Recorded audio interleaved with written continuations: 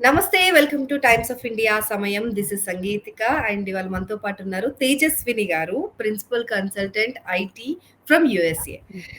హ్మ్. సో, ఎలా ఉన్నారు నమస్కారమండి. తేజస్వి గారు? నమస్తే. నమస్తే. బావున్నానండి. I'm so doing nice good. To see how you are you? అండి. So nice to hear you. So, yeah! It's అక్కడ బీన్ మన లాంగ్ టైమ్. వాళ్ళంతా యాహ్! బాగున్నారా? బావున్నారండి. అందరూ మన తెలుగు వాళ్ళు అందరూ బావున్నారు. మన ఇండియన్స్ అందరూ బావున్నారు. జై మేమే ఇక్కడ భారత్. భయపడిపోతున్నాం అనవసరంగా. యాహ్! పర్లేదు. ఇక్కడ అందరూ బానే ఉన్నారండి. It's okay. ఫైన్. ఓకే. భయాందోళన ఏం లేవు. అందరూ ఏం వాళ్ళ వాళ్ళ లేదు. ప్లేసెస్‌లో సేఫ్‌గా ఉన్నారు. యాహ్! కానీ మేమిక్కడ చాలా భయపడిపోతున్నాం. రోజు ట్రంప్ రోజుకొక కొత్త రూల్ తీసుకొస్తున్నారు.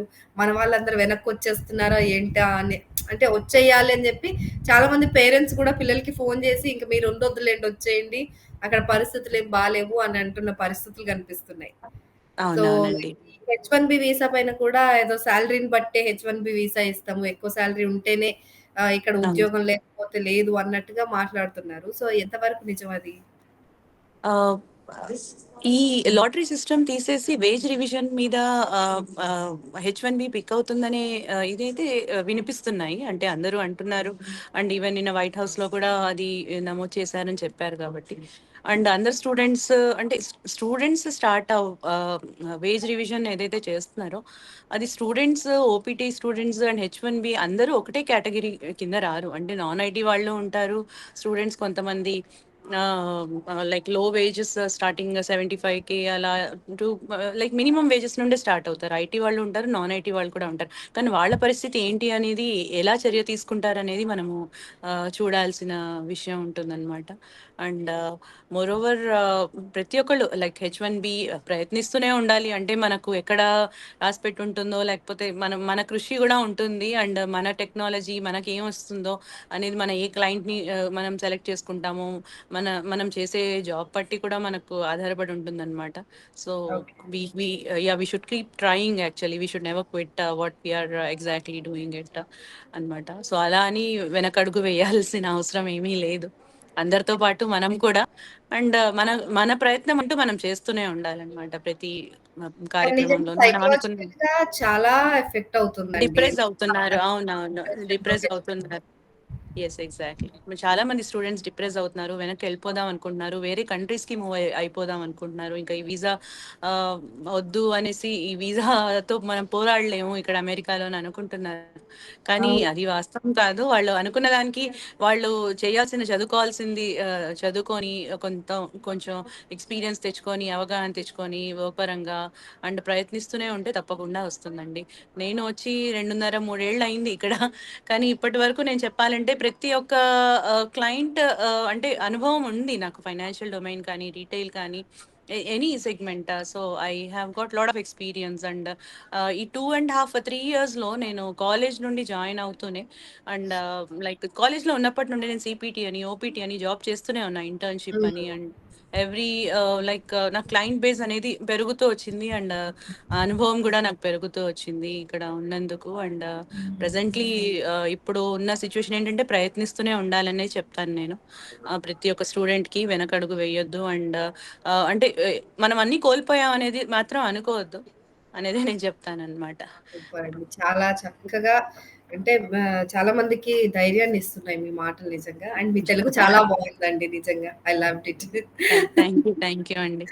అండ్ ఇంకోటేంటంటే నేను ప్రయత్నించిందేంటంటే నేను సీపీటీలో ఉన్నప్పటి నుండే నాకు ఇప్పటి వరకు నేను 3 కాంట్రాక్ట్స్ చేశాను. అంటే కాంట్రాక్ట్ జాబ్స్ చేశాను. అండ్ ఇప్పుడు ప్రస్తుతానికి 2 ఫుల్ టైమ్ జాబ్స్ చేస్తున్నాను. అండ్ ఇంకొక ఫుల్ టైమ్ కూడా వచ్చేలా ఉంది. అంటే నేనేమంటున్నానంటే ఎప్పుడు అంటే లోగా ఫీల్ అవ్వద్దు. అంటే మనకు రావట్లేదు, మనం ప్రయత్నిస్తున్నాం, మనకు రావట్లేదు అనేది అనుకోవద్దు. మనం ఇంకా ఎంత బాగా చేయగలము, ఎంత నెట్వర్క్ క్రియేట్ చేసుకోగలము, మనం క్లయింట్‌తో ఎంత మంచిగా అప్రోచ్ అవ్వగలము, అంటే ఏం ఏం చేస్తే మనకు మనం ముందుకెళ్ళగలము అనేది మనం ఆలోచించుకోవాలి. అందరూ చేయగలుగుతున్నారు. అండ్ తప్పకుండా అంటే ఆ స్కిల్స్ ఇంప్రూవ్ చేసుకుంటూ, మనము దాని మీద సర్టిఫికేషన్స్ చేసుకుంటూ, ఏవైతే ప్రొఫెషనల్ స్కిల్స్ కానీ, టెక్నికల్ స్కిల్స్ కానీ ఇంప్రూవ్ చేసుకుంటూ ముందుకెళ్ళిపోయి మన ప్రయత్నం మనం చేసి సఫలం అవ్వాలని కోరుకుంటున్నాను. ప్రతి ఒక్క స్టూడెంట్‌కి అదే సలహా ఇస్తానండి నేను. అండ్ లీగల్‌గా కూడా మనం అన్ని టర్మ్స్‌లో కరెక్ట్‌గా ఉంటే మనకు హెచ్-1బీ మనం ముందుకు వెళ్తాం. అంటే గ్రీన్ కార్డ్ వరకు ఎందుకు మనం హెచ్-1బీ ఇక్కడ ఉండడానికి మనకు 5 ఏళ్ళు ఎలాగో ఇస్తారు ఒక స్టూడెంట్‌కి. ఈవెన్ హెచ్-1బీ వాళ్ళకి కూడా 3 ఏళ్ళు ఇస్తారు. తర్వాత నెక్స్ట్ ఎక్స్‌టెన్షన్ 3 ఏళ్ళు ఉంటుంది హెచ్-1బీ వాళ్ళకు. ఎందుకు రాదు? ఉన్నంత కాలం ఉంటాం. Life is short. ఎంజాయ్ చేస్తూ ముందుకెళ్ళిపోవాలి అంతే కానీ అది మనకెప్పుడో గ్రీన్ కార్డ్ అది అని ప్రయత్నించుకుంటూ మనం నిరుత్సాహపడుతూ అక్కడే ఉండిపోకూడదు. అంతే నేనైతే చెప్పడం అది. ఎగ్జాక్ట్‌లీ. సో, అక్కడ ఉన్నన్ని రోజులు బాగా సంపాదించేసుకొని ఎక్కడికెళ్ళినా బ్రతకగలిగానంత ఉంటే ఆ ఎగ్జాక్ట్‌లీ. ధైర్యంతో ఎగ్జాక్ట్‌లీ. ఉండొచ్చు. సో, చాలా హ్మ్. బాగా చెప్పారండి. అండ్ మీరు బ్యాంకింగ్ సెగ్మెంట్, ఫినాన్స్ సెగ్మెంట్ గూడా మీకు బాగా టచ్‌లో ఉన్నారు కాబట్టి, సో, కొన్ని అవునండి. బ్యాంకింగ్‌కి సంబంధించిన క్వెషన్స్ అడగాలనుకుంటున్నాను. చాలా అంటే యాహ్! ఇక్కడున్న తప్పకుండా. వాళ్ళకి, అక్కడికొచ్చే వాళ్ళకి చాలా యూజ్ హ్మ్. అవుతాయి ఈ క్వెషన్స్ డెఫినెట్‌గా. అవునండి. అవును. ఆహా! So, okay. ఫస్ట్ ఏంటంటే, మన వాళ్ళు యూఎస్‌కి ఎళ్ళినప్పుడు మనకి ఇండియన్ కరెన్సీ ఉంటుంది ఇక్కడ. మనం వాడాలంటే మనకిక్కడ అవునండి. యూపీఐ ఉంటుంది. ఎవ్రీథింగ్ ఈస్ లైక్ ఇండియన్ మన బ్యాంకింగ్స్ మనవన్నీ మనం పుట్టి పెరిగిన దేశం కాబట్టి మనకి అసౌకర్యంగా ఉంటుంది. కానీ యూఎస్‌కెళ్ళిన తర్వాత వన్స్ ఆహ్, టూరిస్ట్‌లకి ఎలా ఉంటుంది ఈ ప్రాసెసు? అలాగే మనకి ఓకే. ఎన్ఆర్ఐస్ అక్కడికెళ్ళి సెటిల్ అవ్వాలనుకునే స్టూడెంట్స్‌కి గానివ్వండి, హెచ్-1బీ ఉన్న వాళ్ళకి బ్యాంకింగ్ సిస్టమ్ అనేది ఎలా ఉంటుంది? అసలు అకౌంట్స్ తీసుకోవచ్చా? తీసుకోకూడదా?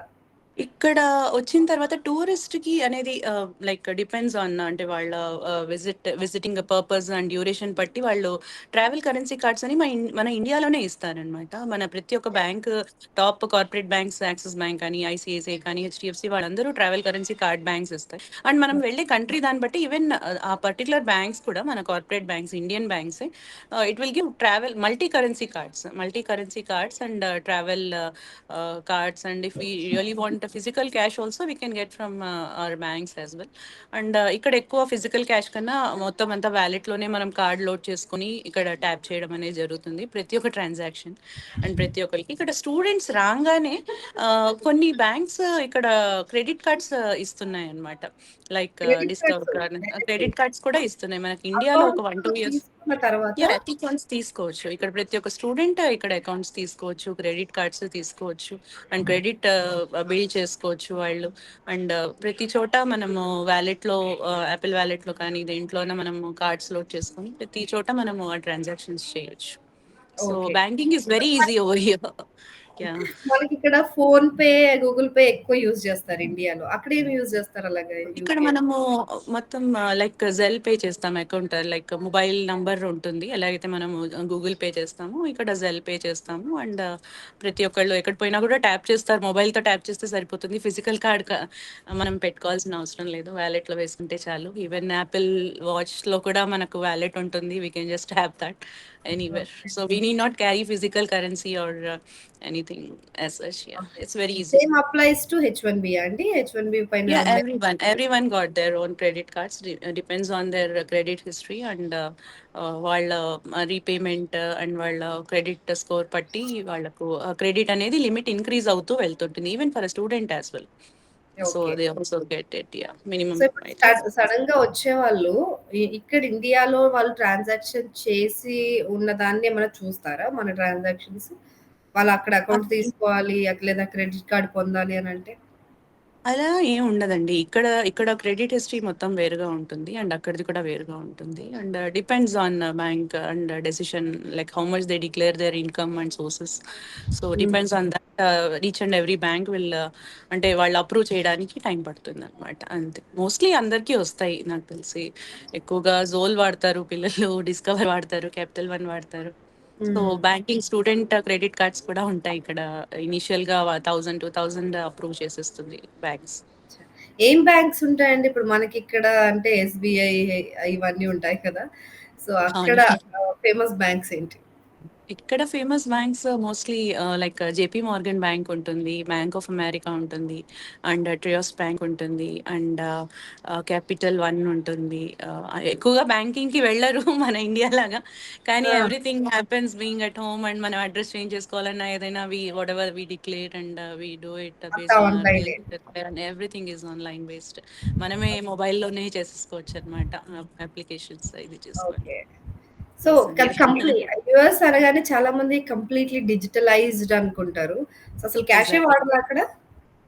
క్యాష్ మోస్ట్‌లీ వాడరు. అన్ని చోట్ల కూడా ట్యాపే చేస్తారు. And yeah! క్యాష్ కొన్ని చోట్ల వాడుతూ ఉంటారు. ఈవెన్ మన ఇండియన్ రెస్టారెంట్స్‌లో వాటిలో వీటిలో హ్మ్. ఈవెన్ ఇండియన్ రెస్టారెంట్స్‌లో ఇక డాలస్‌లో చూస్తే కొంతవరకు క్యాష్ అదేంటి క్యాష్ పే చేస్తే విల్ గివ్ యూ 2% 5% డిస్కౌంట్ అంటూ ఉంటారు ఆన్ ఎవ్రీ ఇది.